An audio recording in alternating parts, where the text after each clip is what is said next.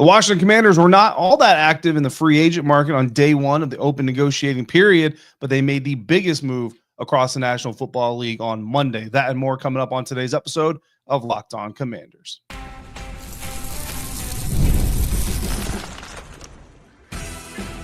You are Locked On Commanders, your daily podcast on the Washington Commanders.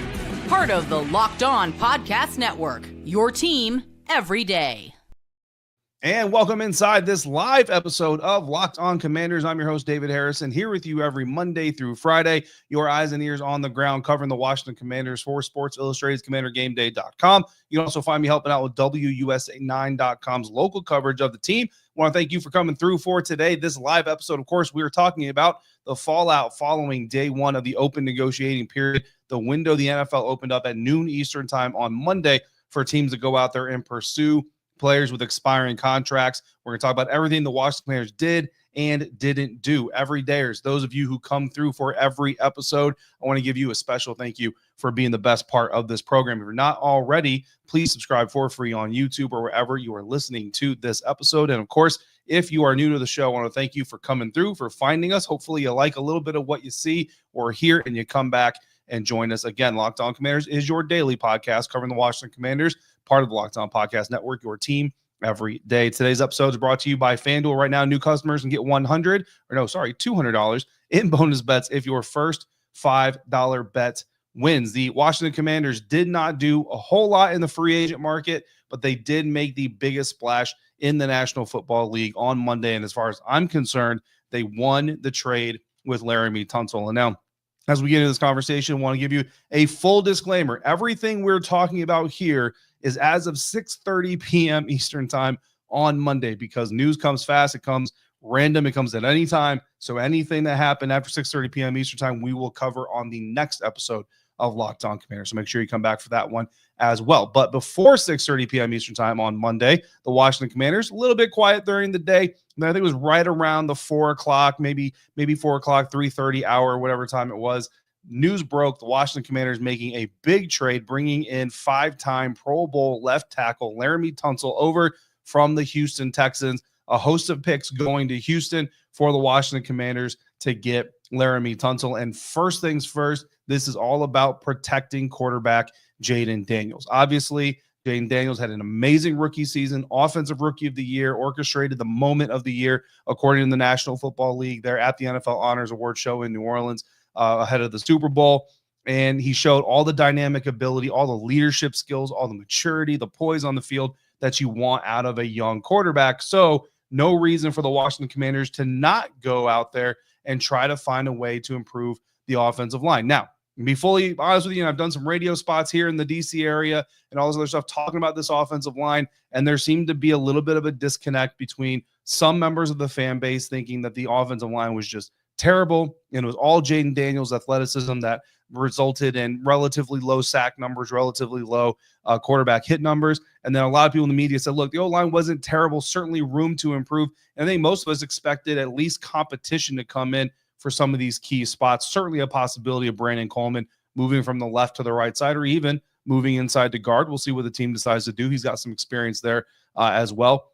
Did not see a move of this caliber coming, however. So just shows you, I think it's less about how bad, quote unquote, the O-line might have been. I think more so just about making sure you're protecting your franchise crown jewel, which is Jayden Daniels. And never going to hate any NFL team, especially the one that I cover and that we talk about here every day, doing exactly that. So here is the deal, in case you haven't heard about it already. The Washington Commanders are getting left tackle Laremy Tunsil. They're also getting a 2025 4th-round pick. So that's first round, day 3 of the NFL draft this year. They're getting a 4th-round pick. The Houston Texans, in exchange, are getting 2 picks in 2025 this year, 2 picks in 2026 next year, and the 2 this year are a 3rd-round pick and a 7th-round pick. Now, I'm told it's the earlier of the 2 7th-round picks that the Washington Commanders currently hold, so that'll be the earlier 7th-round pick. They'll keep their later 7th-round pick. The 2026 capital, 2nd-rounder, and a 4th-rounder. So here's the reason I'm going to tell you why. For me, the Washington Commanders today win this trade, because you get a 5-time Pro Bowl left tackle to protect your franchise quarterback. 3 of those Pro Bowl berths, by the way, the last 3 seasons, 2024, 23, 22, Laremy Tunsil Pro Bowl seasons for the Houston Texans. So this isn't like Pro Bowl seasons a few years ago. No, this is Pro Bowl seasons these most recent years. So you get that guy. In exchange, you give up a third rounder, but really you're just moving from the third to the fourth round. It's a drop of less than 100 picks, probably about 50 picks once compensatories and all that stuff get factored in there. So you're going to drop about 50 picks in this year's draft from the third to the fourth round, and you're going to give up a seventh. And listen, any player picked in the NFL draft could turn out to be a very good player. So I don't want to just like disregard any player taken in the seventh round, right? But let's be honest, giving up one of 2 seventh-round picks to get a Pro Bowl left tackle, you're okay with that price. Now, the future second and fourth round picks, sure, those are good draft picks. That's good draft capital. You expect a second rounder to be a contributor to your team every year, so you're giving that up. And a fourth rounder, you expect to be special teams guy, maybe a role player, depending on who you can get there in the fourth round. So certainly in 2026, we may be singing a different tune, depending on what happens with this trade, depending on what happens with the season. That second round pick and fourth round pick in 2026 might hurt a little bit. There is a possibility that can happen. But right now, guys, March 10th, 2025, I'm not worried about that second round pick. I'm not worried about that fourth round pick. And I'll tell you right now, Adam Peters is good enough at this game that if he really wants a second round pick and a fourth round pick back next year, he can go out there and get it. Case in point, gave up a fourth round pick for Deebo Samuel, fifth round pick for Deebo Samuel. Now he's got a fourth round pick. Granted, moved out for the third round. It all kind of goes like cyclical. So there you go. But that is where I'm looking at this. That's why, if you disagree with me, fine. But the way I'm looking at this, I'm only worried about today, guys. Third rounder, seventh rounder this year. You're getting Laremy Tunsil in a fourth rounder. I'm good with that deal. So who are the Washington Commanders getting in Laremy Tunsil? They're getting a 6'5", 313-pound behemoth of a man, just an earth mover, a man mover. He's 30 years old, turns 31 in August. Is that a little bit old? Absolutely. I'll tell you, Trent Williams, a guy that Commanders fans know very, very well. You don't need me to remind you. He's about to turn 37 years old, and that dude is playing some pretty good ball. Talk about Pro Bowl selections. Did not make the Pro Bowl in 2024, but made the Pro Bowl, 2012 to 2023, well into his 30s. Now, does that guarantee that Laremy Tunsil is going to do the exact same thing? Absolutely not. The point is not to guarantee you or myself or the Washington Commanders that Laremy Tunsil is absolutely going to run this Pro Bowl streak of play into the next, future decade. The point here is to talk about the possibility of Laremy Tunsil not just being a 1 or a 2 year rental type of guy, but potentially being a guy for the next handful of years into potentially Jaden Daniels' second contract if things work out that way. Now, some people on the Houston Texans beat will tell you that Laremy Tunsil took a little bit of a step back last year. I will tell you that part of that is also because the entire offense took a step back. The entire offensive line took a step back.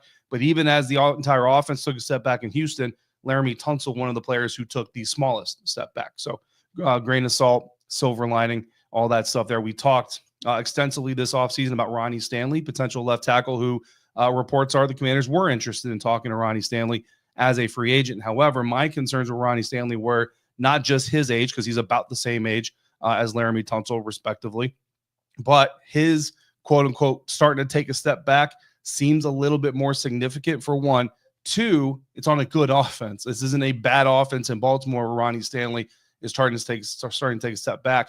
This is a good offense where you have a guy who's not playing just quite as well as he usually did. Looking at the grades here, PFF grades, some people love them, some people hate them. Pass blocking, Laremy Tunsil last year, 89.1. Year before that, 84.9. Year before that, 91.7. Run blocking grade, 2024 was actually his best run blocking grade of his career, according to Pro Football Focus. A 74 run blocking grade for Laremy Tunsil, which is in the green, which is always what you want out of your offensive lineman. Contractually, Laremy Tunsil, and again, finances are not necessarily fully disclosed right now. We don't know if the Washington Commanders agreed to take any of the dead cap that the Houston Texans are supposed to take on. But if they didn't agree to take any of the dead cap that the Texans are supposed to take on, the Texans will eat $15 million in dead cap this year. The Washington Commanders will account for $21.35 million against the salary cap this season. Also $21.35 million scheduled to set against the salary cap next season. Of course, there is a possibility before he turns 31, Laremy Tunsil may be going to the Commanders, say, hey, look, I want a couple more years, turn that into a 4-year deal worth X amount of money. And maybe you get to lock up Laremy Tunsil until he's about, 34, close to 34. That would make him on that deal. So big time move for the Washington Commanders. Like I said, as far as I'm concerned, it's a win now 3-5 years from now, was it going to be a Washington Commanders win? I can't tell you that. We'll have to talk about that and revisit that at a later date when the time comes. But for now, very happy here on Locked On Commanders about what the Washington Commanders did in this trade. But of course, Laremy Tunsil, not the only person the Washington Commanders added. We'll get to the second person they added, the two guys they kept, and the two guys they lost. That's coming up next on today's episode of Locked On Commanders, part of the Locked On Podcast Network, your team every day. Today's episode is brought to you in part by BetterHelp. This show is sponsored by BetterHelp, and taking care of your mental health can feel like a big investment sometimes, but it's just as important as it is as taking care of your body. Traditional in-person therapy can cost anywhere from $100 to $250 per session, but with BetterHelp, you can save up to 50% per session. BetterHelp offers a flat fee for weekly online therapy sessions, making professional support more accessible and affordable. With over 30,000 therapists and over 5 million people helped, it's the world's largest online therapy platform. And remember, therapy isn't just for those tough, super traumatic times. Obviously, those times you might need some help as well, but it's a great tool for learning coping skills and setting boundaries and just dealing with everyday stress. Your well-being is worth it. So visit betterhelp.com/lockedon today to get 10% off your first month. That's BetterHelp, HELP.com/lockedon. Continuing on now, today's episode of Locked On Commanders. Thank you for coming through live. For all of you who are here live, even for those who are not live but watching later or listening later, appreciate all of you, of course, for coming through. We're talking about what the Washington Commanders did and did not do in some cases on the first day of open negotiating period by the National Football League, also commonly referred to as legal tampering. Washington Commanders not highly active in the free agent market, not necessarily agreeing to a lot of deals with a lot of free agents out there. I know some Commanders fans not necessarily happy about that, wanted to see them be a little bit more aggressive. However, they were working on a left tackle, right? So again, they wanted to be in on the Ronnie Stanley conversations. And I know that legal tampering only starts Monday at noon, but I promise you guys, I'm not going to confirm it because I'm not trying to get anybody in trouble, nor would I ever ask them to confirm it themselves. But there's a reason these deals get quote unquote done in the first 10 minutes of open negotiating period, right? So let's just be clear on what's going on here. So the work has been getting done on returning players, on trying to find new free agents. They were in on a couple of left tackles who actually made it to free agency, right? Guys like Ronnie Stanley, Alaric Jackson from the Rams didn't even make it to free agency. But the guys that they did, according to Ian Rappaport of NFL Network, the Commanders were in talks with some of those guys. Listen, the deals fell through.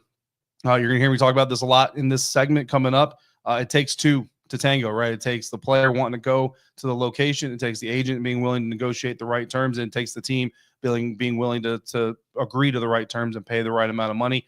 Those three things don't always fall in line, and so those deals don't always come. So when the Washington Commanders didn't hit on any of the free agent offensive tackles they were talking to on Monday afternoon, they went ahead and pulled the trigger on a massive trade to bring Laremy Tunsil in. And again, I, for one, am a big fan of that move. A move that not a lot of people, or I would say not a lot of people, but not everybody loved. The Washington Commanders did agree to sign one free agent on Monday, and that free agent, defensive tackle Javon Kinlaw. The reported deal is 3 years, $45 million, $30 million of it guaranteed, averaging out to $10 million per year. Now, when you play around with franchise or salary cap projections on this stuff, just remember the guarantees, the signing bonus, all of that stuff matters. It's not going to be a clean 10, 10, and 10 split for the Washington Commanders or for Javon Kinlaw. So don't necessarily take it to that. It could be, right? Always could be, but don't necessarily just take that as money in the bank or money out of the bank, I should say, in this situation. But either way, 3 years, $30 million guaranteed, $45 million is a reported deal for Javon Kinlaw, former New York Jets, but last year with the New York Jets, the year before that, and the years, I should say, before that. He was with the San Francisco 49ers, 4 years spent in San Francisco, where, of course, he was drafted in 2020 in the first round out of South Carolina. Adam Peters was the assistant general manager of the San Francisco 49ers when Javon Kinlaw was drafted, or at least was an executive with the San Francisco 49ers when Javon Kinlaw was drafted. So Adam Peters knows him very, very well. And this is a guy that, look, he went from San Francisco to the New York Jets. He had a rather public and infamous encounter with a 49ers reporter at one point in time that went kind of viral, was more of a negative look on the reporter than the player, I think. But however, Javon did take some flack for that as well. Has a career 9.5 sacks, right? D tackles. You're not typically looking at them as your key pass rushers, But I think where a lot of angst comes from those Commanders fans who don't necessarily like this deal, or from any Commanders media out there sharing that they don't necessarily like this deal, that angst probably coming from the fact that Javon Kinlaw, not necessarily a great run defender, right? So when you look at his stats, he's got 12 career tackles for loss. That's not a lot of interior D linemen getting in the backfield. He's got 16 career quarterback hits, things like that. You look at his PFF grades, again, without being able to share tape with you guys, that's pretty much the best we can do here. His run defense grade in 2024 is a 50.8, which is color-coded as orange, which is not great. It's above red, but it's certainly not good. You definitely want that to be in more of the yellowish or at least light green type of area. So not a stout run defender, right? And not going to help the case people who don't like the signing, but Javon Kinlaw's 50.8 grade, which is not great in run defense in 2024, the best run defense grade of his career, according to PFF right now. So not a great run defender, right? So that's not necessarily what he is being brought in to do. What he's being brought in to do is to be a dog, because he is a dog. I remember him coming out of South Carolina. The dude is a dog on the field.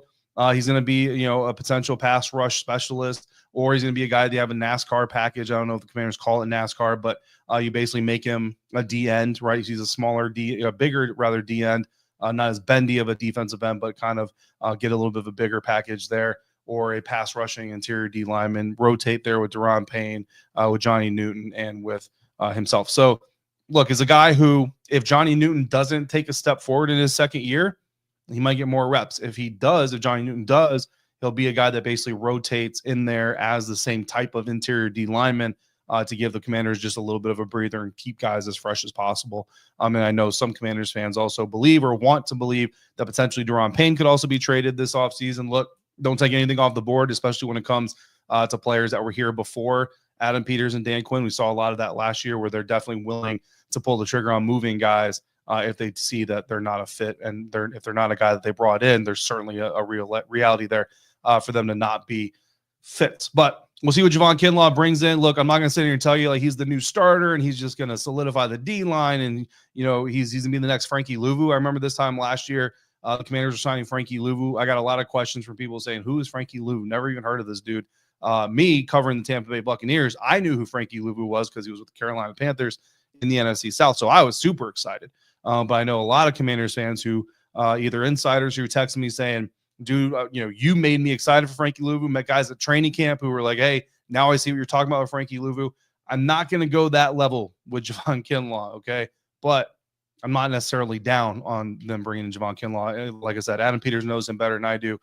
I think he's earned a little bit of a benefit of the doubt that if he believes Javon Kinlaw can be a fixture in this defense, I have no reason not to think that it could work out until we see it not working out, right? So more to follow on that, of course, as they get on the field later this summer.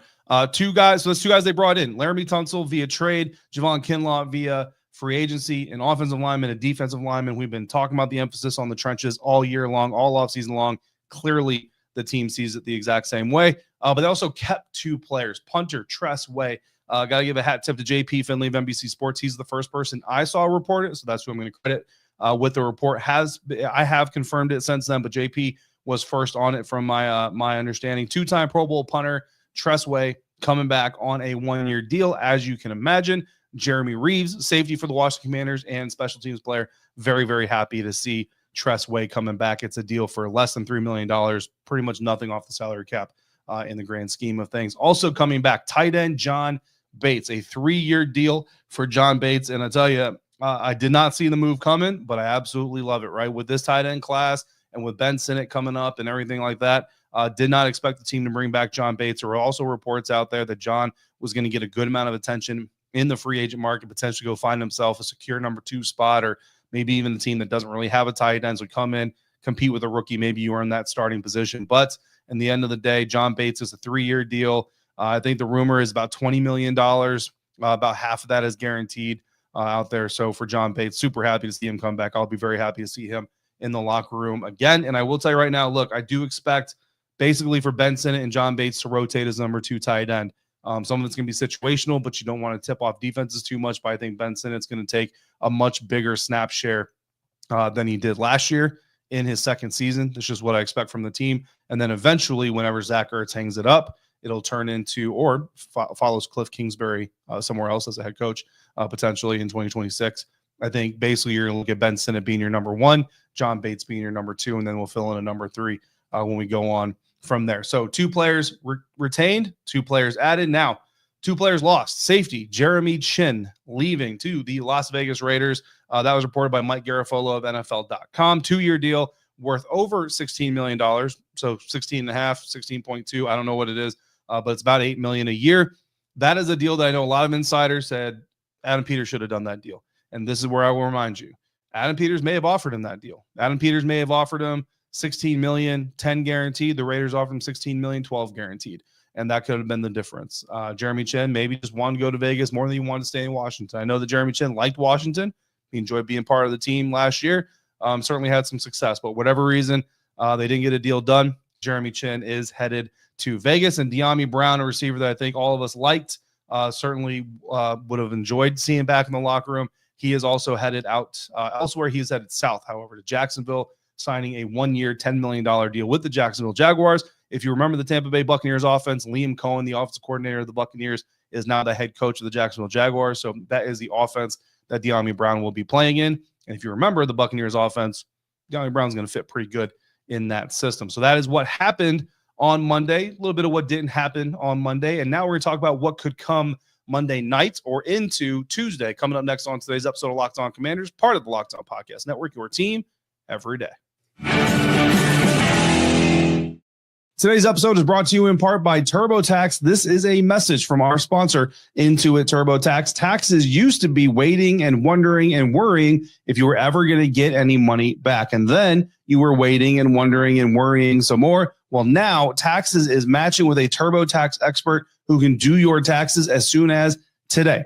And an expert who gives you your taxes their undivided attention as they work on your return while you get to real-time updates on their progress so you can focus on your day. An expert who will find every deduction possible, file every form, every investment, and do everything with 100% accuracy. Also, you can get the most money back guaranteed. No waiting, no wondering, no worries. Now, this is taxes. So get an expert on TurboTax.com. Only available with TurboTax full live service. Real-time updates only in the iOS app. See guaranteed details at TurboTax.com/guarantees. Wrapping up today's episode of Locked On Commanders, talking about day 1 of the open negotiating period, also known as legal tampering around the social media world in the NFL. The Washington Commanders made one agreement to a free agent as of the time of this recording, actually as of 6:30 p.m. Eastern time on Monday. That is defensive tackle Javon Kinlaw. Also trading for Pro Bowl left tackle Laremy Tunsil. That is a obviously much bigger move to make for the Washington Commanders. But either way, addressing the trenches. Speaking of the trenches, a couple of things that could happen Monday night into Tuesday. Dante Fowler Jr., outside linebacker, maybe going elsewhere. Look, on my offseason mock, I brought back Dante Fowler Jr., and I will tell you, some of that was wishful thinking. It wasn't very long after I dropped the episode that Dante Fowler sent out a couple of tweets. The one that he kept up said, quote, "The disrespect, I can't take it anymore." The one that he deleted says, "I play half of the snaps and got the same stats of the people y'all be deriding on. Make it make sense for real. I'm tired of this poop emoji." And so Dante Fowler confirming what insiders already pretty much knew. Dante Fowler was not happy last year about the amount of attention he didn't get. Felt like he deserved more attention for playing right around 500-600 snaps, leading the team in sacks. And I think certainly to a certain extent, Dante is correct. But I think to a certain extent, other people who got a little bit more attention than he did. I'm not going to name names because I don't want to put any negativity out there that, I'm not calling it a beef. It may be a beef. It may not be a beef. But certain other people that he was not happy got more attention than he did. I would just say made more regular impacts on plays, even if it didn't necessarily register in the stat box. We'll just leave it at that. So Dante Fowler, doesn't really seem like he's going to be coming back, guys. John Allen obviously is not going to be coming back because he was released by the team, visiting with the Minnesota Vikings on Monday. As of right now, I will actually look it up to make sure that it is still true yet. Jonathan Allen has not agreed to a deal with the Minnesota Vikings. I know there's been some kind of loose reports from some people who aren't 100% reliable. Jonathan Allen had agreed to a deal with the Minnesota Vikings. But at the time we are live here on YouTube, he has not, but he is visiting the Minnesota Vikings. Buffalo Bills are also a team that potentially have been discussed as being a team that would be interested in him, and certainly he could go to either of those teams and look forward to probably making the playoffs in 2025. The Minnesota Vikings are a team that are on the Washington Commanders schedule for 2025. So if he wants to see his old team, which I don't think there's a whole lot of like revenge involved there, but it is a possibility there. So we'll see what happens with Jonathan Allen. Have had this question from a few fans and insiders about compensatory picks. If Jonathan Allen goes out there and signs a massive deal as a free agent, because the team released him, he does not count towards compensatory pick evaluations for the 2026 NFL draft. So that part of it doesn't necessarily matter. About the salary cap currently, Spot Track estimates Washington Commanders currently sit at $62.3 million in salary cap. That's fifth most. However, they do not have the new deal for Bobby Wagner accounted for, or the deal for Javon Kinlaw or John Bates accounted for. So roughly take off another $10 to $15 million, depending on guarantees and bonus structures and all that stuff, and you're about $45 to $50 million in salary cap space. And that is me lowballing it. So hopefully I'm very low, but ultimately that's about where we go there. So remaining free agents, there's a lot of them. We're not going to run down the whole list here, but I will give you my three favorite remaining free agents for the Washington Commanders, not in no particular order, basically going off of the NFL's top 100 free agent order. Byron Murphy, 27-year-old cornerback, can play inside, can play outside, very aggressive. I remember him coming out of college. I liked him a lot. I liked his style a lot. He's learned a little bit in the National Football League, developed a little bit in the National Football League. Would not hate seeing him joining the Washington Commanders. Safety, Justin Reed. I had one insider ask me, why Justin Reed over Javon Holland? Well, Javon Holland is younger, but he has had some injuries, and some of those injuries are starting to impact a little bit of the flow of his play. So it does concern me. While Justin Reed, known as a leader in Kansas City, very good, probably top 15 in run defense among safeties in the National Football League. So when you're looking to replace Jeremy Chinn, Justin Reed is definitely a guy, and he's a leader. So you look at a guy like Bobby Wagner, who could be on his way out in a little bit. Justin Reed is still under 30. You sign him to a 3-year deal or so, and if Bobby Wagner hangs it up in the next offseason or two, you have a guy like Justin Reed who can kind of become a leader in the locker room during that tail end and perhaps be a part of that leadership moving forward. And then wide receiver Darius Slayton, one of my favorite wide receivers in the free agent class. I know he's not ranked up there like at the very top or anything like that, but still one of my favorites here in this year's free agent class. And so we'll see what happens there. I think if he came in, he'd basically be competing with Luke McCaffrey for those number 3 spots. If Luke doesn't win that contest, then he'll be the number 4 receiver, still contribute on special teams and things like that. So checking one more time here at our good friends NFL.com on their live trackers, see if we're missing anything. As of right now, we are not missing anything. Let's hit the live comments and chat here, see what we got. Some people loving the trade for Laremy Tunsil, beefing up the trenches, absolutely intelligent.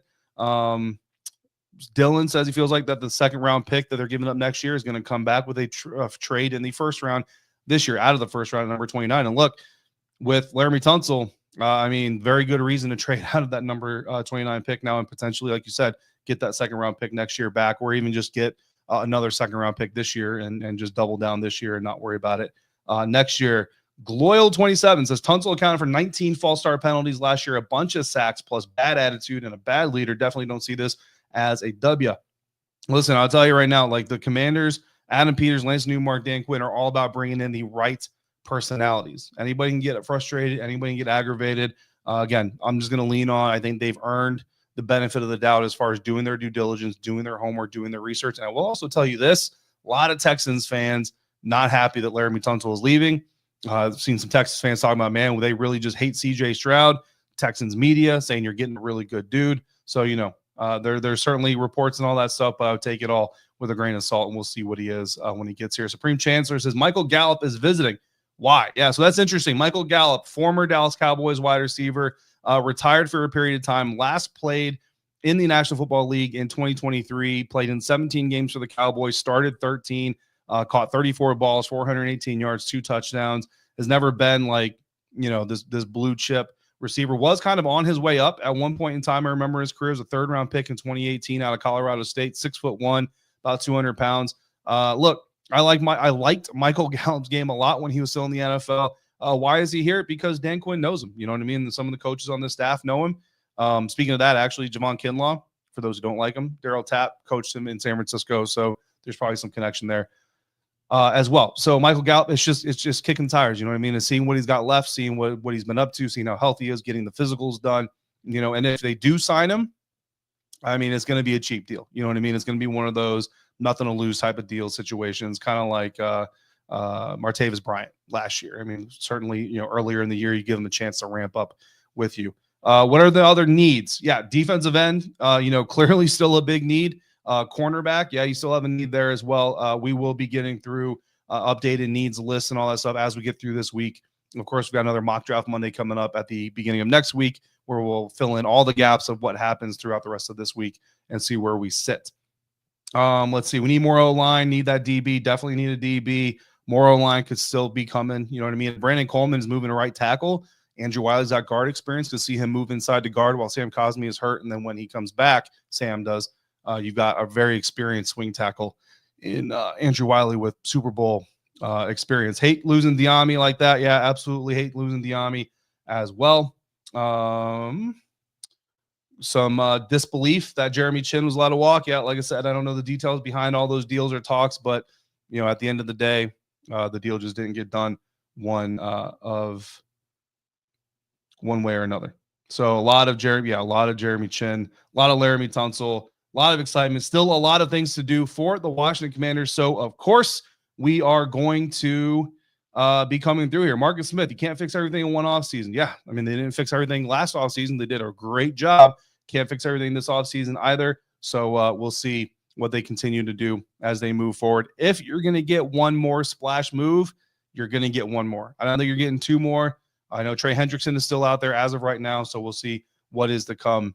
But the more they eat up in cap space and the more these edges get paid, guys. I mean, these guys are getting paid, right? I don't know if that is as realistic as it once was before. So we will catch up on our next episode of Locked On Commanders with even more moves, possibly even some more Commanders moves or some guys off the board and some Commanders like maybe Jonathan Allen, Dante Fowler going elsewhere. In the meantime, if you've got any questions or comments that you want to add to this, go ahead and text me to do that. Become a Locked On Commanders insider. Insiders getting a lot of texts from me on Monday, a lot of information, a lot of notifications on things going around so that you don't have to pay attention to it if you don't need to or don't have the opportunity to. Go to joinsubtext.com/LockedOnCommanders to get in on that today. If you're next listen, check out the Locked On NFL Draft Podcast. Damian Parson and Keith Sanchez, they're going to be reacting to all this free agency stuff too, adjusting their boards, adjusting their mock drafts, their team needs. So make sure you find Locked On NFL Draft on YouTube or wherever you are listening to this episode. And as always, thank you for making Locked On Commanders your first listen of the day, every day. Everydayers, thanks for coming through on a regular basis like you do. To the 600+ live viewers here on YouTube, appreciate all of you. Until we speak again, if you're out and about, please be safe, be kind, and I'll see you right here next time for another episode of Locked On Commanders, part of the Locked On Podcast Network, your team every day.